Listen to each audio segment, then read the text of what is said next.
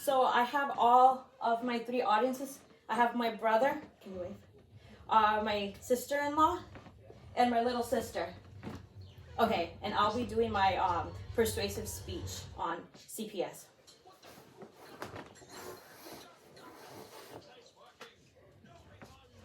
Okay, I'm scared.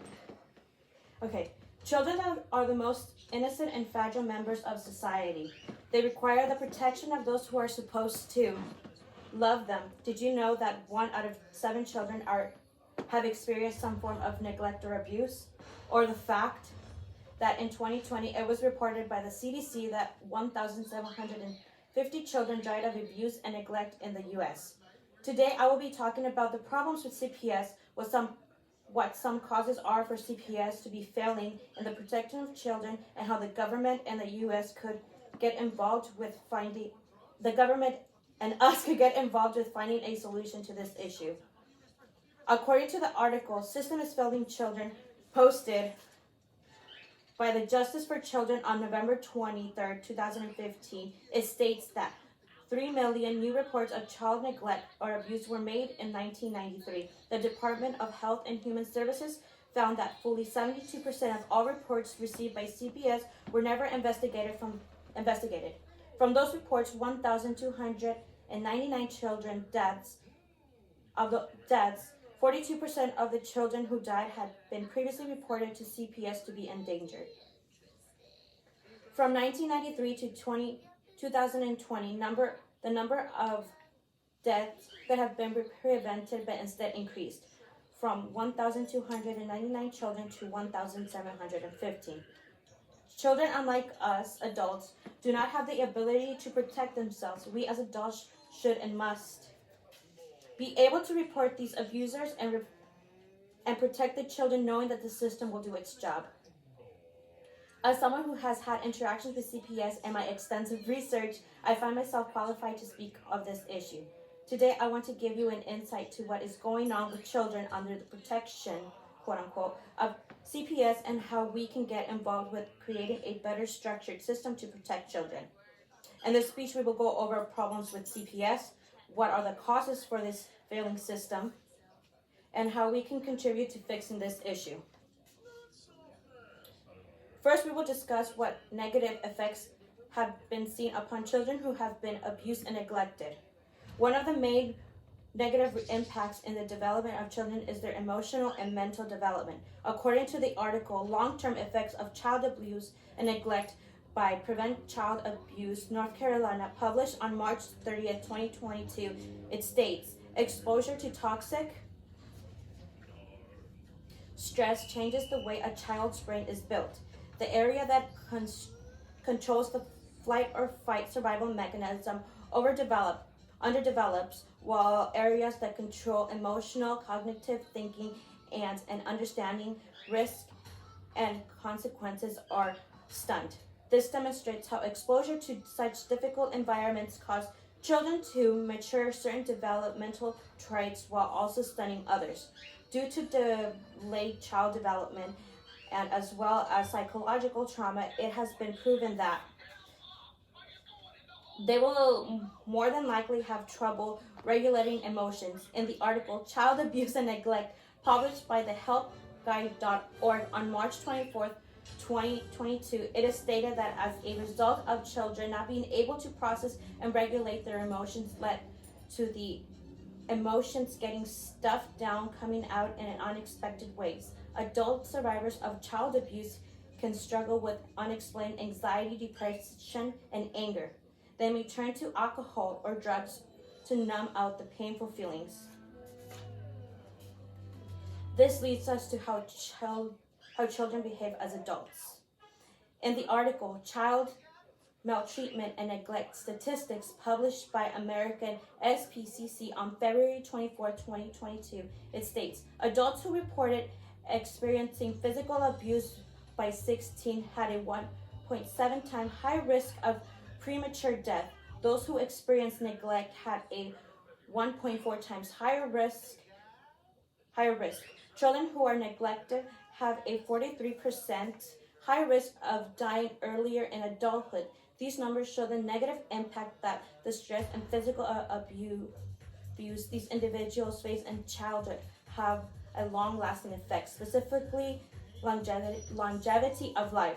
Also, it was stated that in the article, consequences of abuse and neglect, Text Protects, published by Text Protects on January 24th, 2022, that 30% of abused and neglected children will later on abuse their own children, keeping that chain of abuse and trauma continuing on through generational trauma. And more than likely due to the normal, it would be seen acceptable throughout the family, never-ending cycle of abuse. Now that we have talked about the negative impact of children who have been abused and neglected, we will cover the causes of why CPS is failing. Why has the system failed these children? Well, there is an implemented system designed for the protection of children.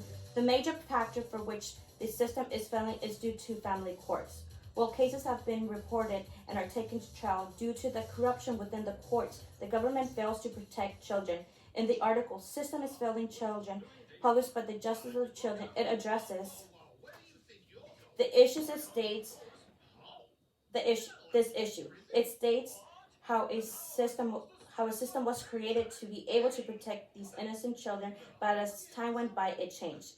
This system has developed into one where incompetent, insufficient, overwhelmed, and sometimes corrupt government officials and entire bureaucracies who are accountable to no one are making decisions resulting in abused and neglected children being left in dangerous homes. The court and systems, instead of focusing on the children and what is best for them, focuses on relations between lawyers and judges and staff. Only in child abuse is the victim forced to have to stay with their abuser. When it comes to crimes against children, law enforcement allows for social workers with very minimal law enforcement training to be able to make civil decisions. Unfortunately, due to the lack of law enforcement trauma, these social workers lack the victim's perspective, the children. In the same article, Systems is Failing Children, it states, CPS client is not the child but the family. Their goal is to rehabilitate the perpetrator and preserve the family unit. Unfortunately, few of such experiments have shown success. This ultimately keeps this high rate of children being put in danger, showing only that the ratio of one child out of every 7 is under some form of physical abuse or neglect will only increase.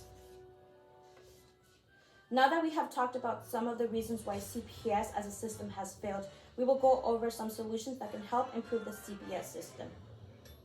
Due to all these reports of child endangerment in the hands of their parents and the lack of investigation being conducted by CPS, Congress has gone back to the drawing board and has edited and reconstructed the Act HR 485, Stronger Child Abuse Preventive Treatment Act.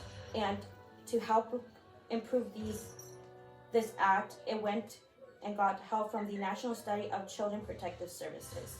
With the help of the National Study of Child Protective Service System and reformed efforts, CPS will be evaluated and modified. In the post called National Study of CPS and Reform Effort, located in the ASPE website, it states how the overall goal of the national study was to describe the current landscape of the CPS across the United States and the future direction of systems improvement efforts under the way within this landscape.